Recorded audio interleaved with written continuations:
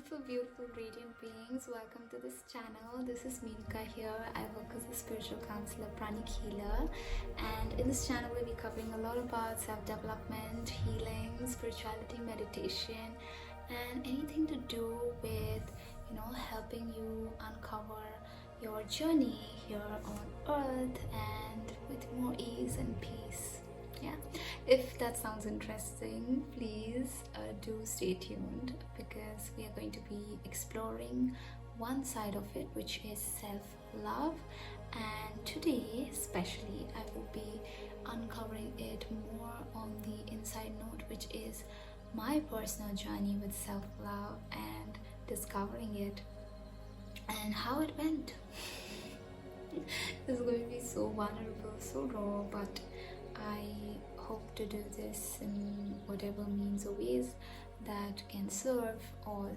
Okay, so beginning with why I'm doing this right now is because I feel like I've come to a completion in my own way, and I have been swimming in my own self-love cocoon, bathing myself in self-love, and it feels so good that I want to also externalize it and share it with you guys. Okay, so starting with where it all began is when I didn't have any idea of this, of course, but these experiences had to lead me there. So which is why I have to go back to the start, which is my childhood. So in my childhood, basically I've had a dysfunctional family. I've also had abandonment wounds during that time. And I'm sorry, I don't know from where my throat, but okay, let's give it some effect. And during that time I also went through a lot of identity crisis, because my parents are not native to this land, which is India, and when they moved here they kind of hid it from people, because I don't know, for some sort of a safety reasons and precautionary measure, and that's what I learned from them. But it also definitely hit a big time on my self-esteem and self-worth, because I thought that telling my true identity was saying that I am I'm not good, my true identity isn't good or something. So I felt that way for the longest time, and I also hid it because that's what I learned. Then what happened was, also I did face physical abuse at home, because that's what I learned. I saw a lot of things that I shouldn't have as a young child, and because of which I had a lot of emotional outbursts. I didn't have control over my emotions like most children don't, and during that time, because of that, I used to face physical abuse. And very early in my childhood though, I also did have sexual abuse on few occasions. Okay, and yeah, this all led to this little me having such a low self-worth, self-esteem issues. And at home you would never figure that out, because she was also bold, boisterous, and all outgoing and brave and loud and outspoken. But if you see me at school, it would be a totally different scenario, because at school or at any situation where it was unfamiliar, right? The setting is unfamiliar. I would be totally different. I would be so coy.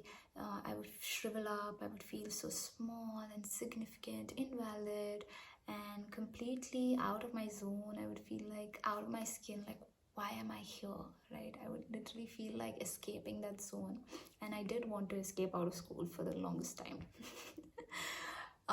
So this is how my childhood went. But because I had learned to repress my emotions, I didn't face them. So that is why most of it, I just ignored it for the longest time. I just like put it in a box, like most of us do, and slid it away and pretended like it's not there. Okay, this worked for the longest time for me until I hit my teen. And during teenage years, we all blossom, we are all transforming. There's metamorphosis stage of our physical life, and that's what happened. So when your physical body is evolving, even your hormones are, right? And even your internal chemicals are also changing. That's what happened. This change in the chemistry, the chemical makeup of our cells started releasing these extra baggages, right? And some of it was anger for me. I had a lot of anger hidden inside, which had to come out. I had a lot of grief, a lot of pain, and the childhood trauma was like in the forefront then. So, what could I do as a teen? I again just did the best I could. I rebelled. And later on, I also became a party girl. I was out late, partying all night, mostly not at home, continuing the cycle, you see. And also, apart from that, I also used alcohol as a crutch. So I could drink and I could cry, and nobody would question me because I'm just drunk, maybe, right? And I would sob and I would yell and I would scream and I would, yeah, basically embarrass a lot. But because I had alcohol to blame on, so it was all good. And this did help me a bit. It helped me release that excess, grief and pain that was stored, the trauma that was stored in my body, but not for long. In the long run, this couldn't help me either. So only in my early 20s, I had a major meltdown session because one by one things came crumbling down for me. First, it was my education system, then it was my long-term relationship, and finally, it was also my pet. I lost her. And I was really close to her. I was really attached to her as well. So having all of that at once, yeah, I couldn't handle that. And I wanted to definitely let go of this earth plane. I was ready. I was like done and dusted. I'm like ready to go. I am done. But I have my mom. And my love for my mom is something that held me back, and I felt trapped because I couldn't even let go. So what could I do? And in came spiritual awakening.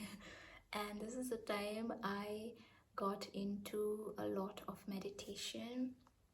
I did get support, thankfully, from a friend, and her mom had also, given us a little bit of insight on what to do. So I used to do japa of Mahamrityunjay mantra, and I used to also get so deeply diving into meditation to help me just like release all of this pain and shed it and completely let go. And yes, my spiritual awakening journey was through pain, not something else. So through pain it started, but it was the best thing that ever happened to me. I started accessing a different world altogether, something that I knew was there, right? I always had these inklings towards it. I always liked metaphysical subjects, but it was more concrete here, right? Because I was experiencing it internally now, and it was amazing. It was a different side of the world I didn't even know. So I deep dove, and when I was doing that, I was deep diving so much that I would meditate day in, day out, and I started having these inner mystical experiences as well. The next best thing happens then. Miraculously, I start spending time with myself. My world has turned 360-degree around. A person who wouldn't even, let alone be with herself, who wouldn't even stay at home, started becoming a homebody, right? And discovering herself all of a sudden, right? So that was a huge change, and started understanding that I wanted to do something else, and I wanted to study Ayurveda. So that's when the hunt began, and I landed in Haridwar. So a complete shift of environment happened, but the spiritual baby, this budding spiritual baby, was ready to go. And once she did, that environment was so much more conducive to her new phase, right? To her growing phase, and perfect for it. and also supported it and added to it even. So I remember this one time in Mahakal, which is a Shiv temple in the university that I was studying in. I was meditating, deep in meditation. It was dark, it was night. And just like any other day, I would meditate. But this is something different. When I was meditating, I immediately knew there was something happening. I shifted, okay? There was no feeling or presence of my body anymore. And I'm suddenly engulfed by this beaming ray of light. And it has a feeling to it, and it feels like unconditional love. All these years of being hungry for love, this being now experiencing unconditional love, it was extraordinary. It was mind-boggling. It was breathtaking. Not only that, she didn't just feel it like, engulfing her, but also her dissolving into it and becoming it. She was one with it. And at a point, there was nothing else. There was just love. It was bliss. And I felt raised and uplifted by that love. And I felt one with it. And in that moment, everything shed, all these dynamics, all these thoughts, all these self-doubts that I had, these insecurities, this, not enough things, narratives that I had, everything shed in that moment. There was nothing else, just love, just pure love. And it was breathtaking, and I cannot express to you how glorious it was, because it just was out of this world. Okay, it was too extraordinary for me to, convey this with words.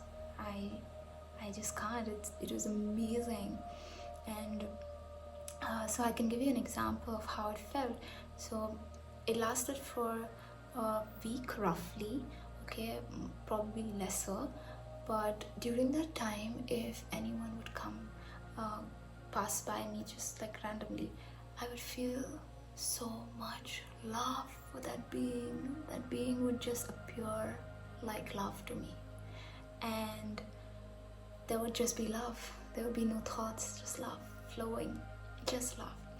And that's how I felt. I felt like I had melted and had become one with that love.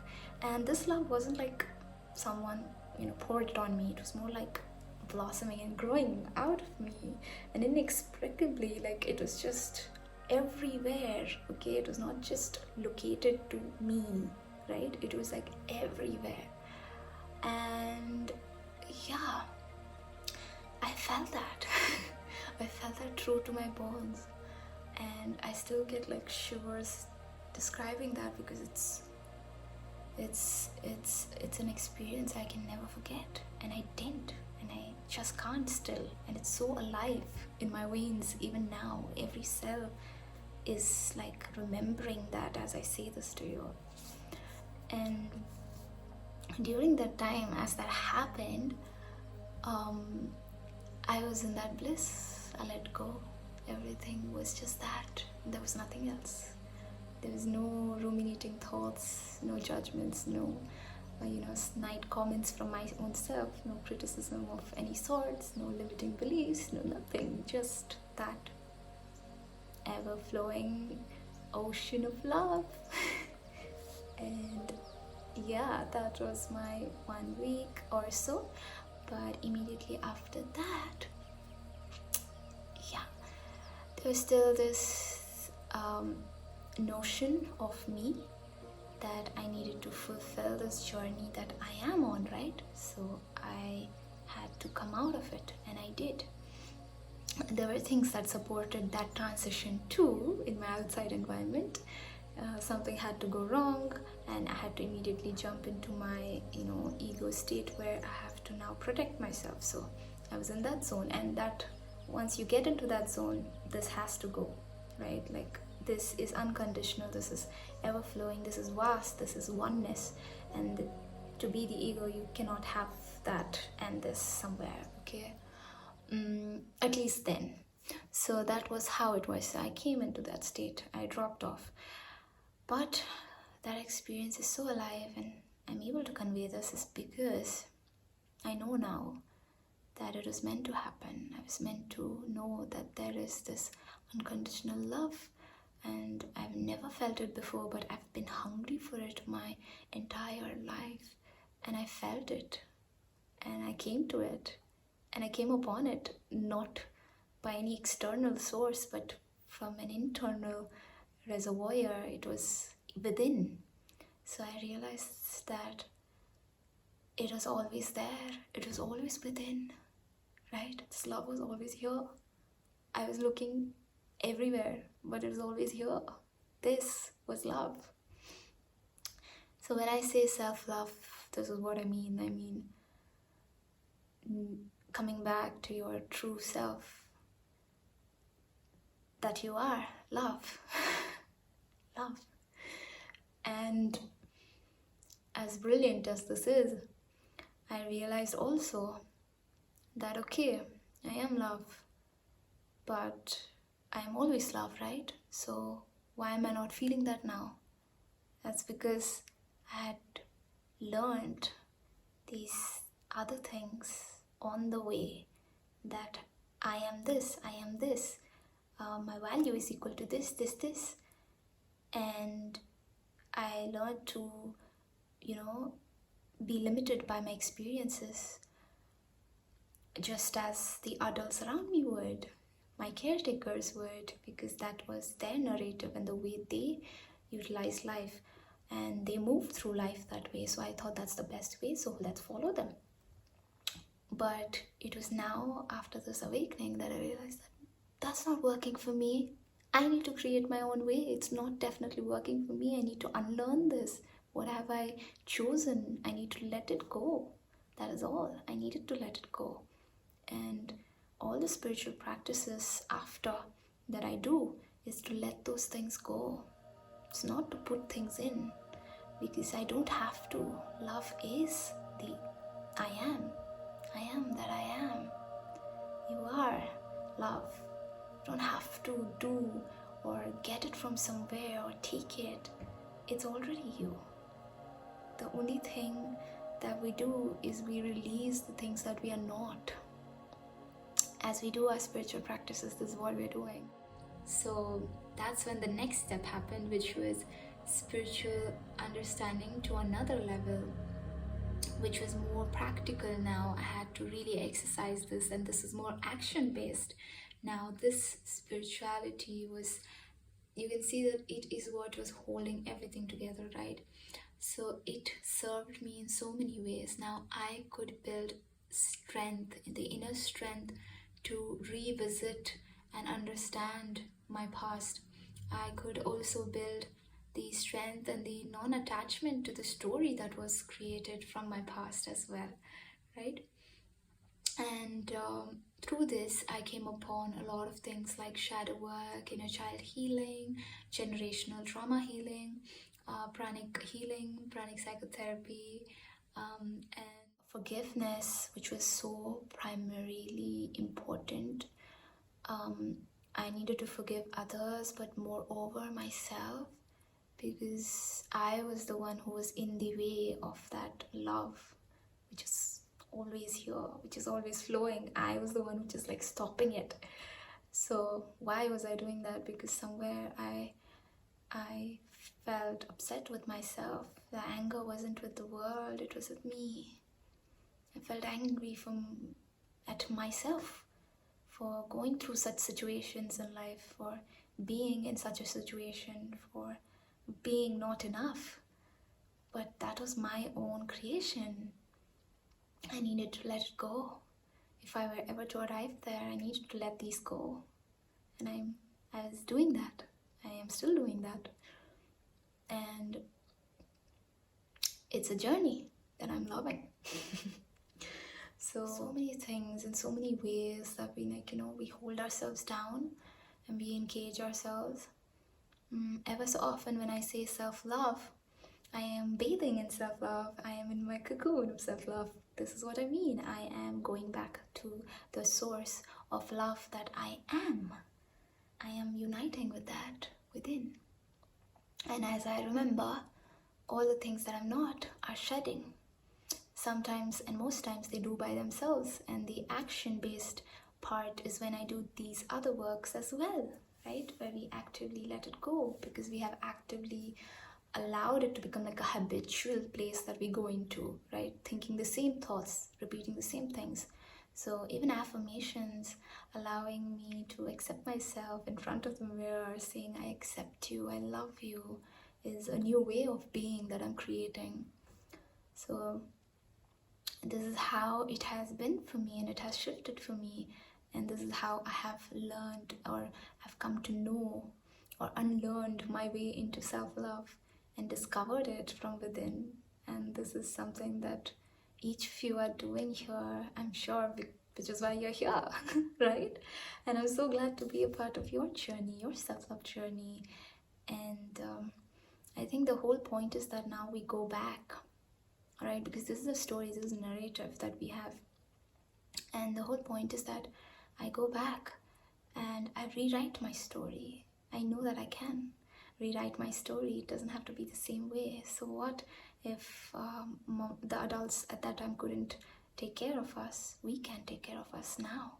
We can shower ourselves with the love, care, attention, awareness, understanding that we never received, because we are the source. We are infinite and we don't have to be bound. I also realized how limited a vision I had about myself, which is why I felt so unworthy and so less and so insignificant and so small, because my vision was small. Spirituality gave me that vision of who I am. It showed me how powerful we can be. It also gave me the strength to not attach myself to the story, this narrative that we're going through, and through that actually excel and do even better in whatever comes. Like even now we go through situations, not like once self-love happens you're like done. No, still going through the journey. So situations happen, but now you're more aware, you're more understanding, and or maybe at the least you at least let go of it. It does not stick on to you. You do not become who or what you were given. You don't become the body, you don't become the emotions or the thoughts. At that moment you can just drop it all and you know who you are. I am that I am. I'm not the body, not the emotions, not the thoughts, because they all come and they go. I'm the eternal one. I come, and I have come in this body and in many other bodies, because life is an experience, it's a journey that I chose to take, and I chose to extract something out of this. And in this lifetime, in this journey, I've chosen to be the counselor, right?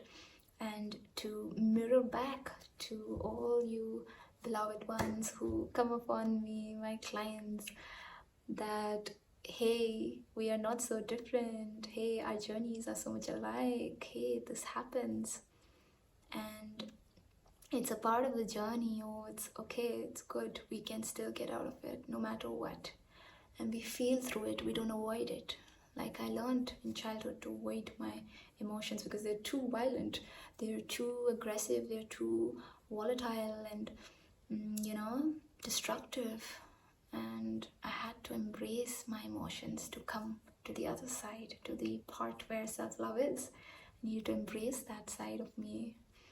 And it's glorious, the whole package. And I'm so grateful for it. I'm really grateful for all that's happened, all the ups and the downs. I'm actually very, very grateful for it. And I feel like this is a cycle of completion as I'm delivering this to you. because from here I think it's up to you what you do with this information, how you take your journey, right? Because everyone's self-love journey to their own, and my experience doesn't have to be replicated as yours, but somewhere along the line it is going to support it, it is going to be, you know, a part of it, and I'm so glad that it is going to be a part of it. And I wish you all the very best for whatever you do. Thank you so much for the work that you're doing. Thank you, beloved, for being here.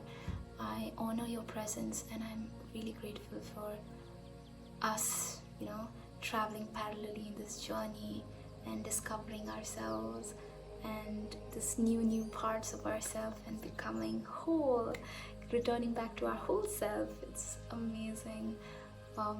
All of this is amazing, and I'm really glad that you're here doing this work.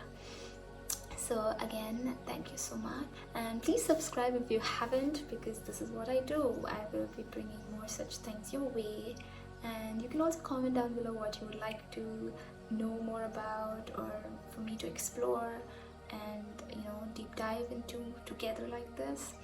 And this is my first time being so up close and personal, so I hope I have not offended anyone by whatever I've said.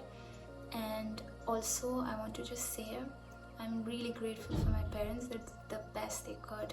Grateful for the environment that they've built. I'm grateful for my soul to have chosen this path as well, because whatever difficulties that it seemed like then, I think was only preparation actually for me to be here and being able to reciprocate it with each one of you. So I'm actually honored and so grateful for all of it. So, and I'm still healing while I'm mastering as well, so we can be both. I'm learning that too, and there's so many things that I'm still learning and I'm still unlearning. So yeah, whatever it is, it's amazing. Okay, enough said. I think I will bid adieu, and I'll see you soon in the next video. Atma Namaste. The divine in me sees the divine in you and acknowledges it with whole heart. I love you, and please deliver that love that you are to yourself too. Take care. Bye, my loves.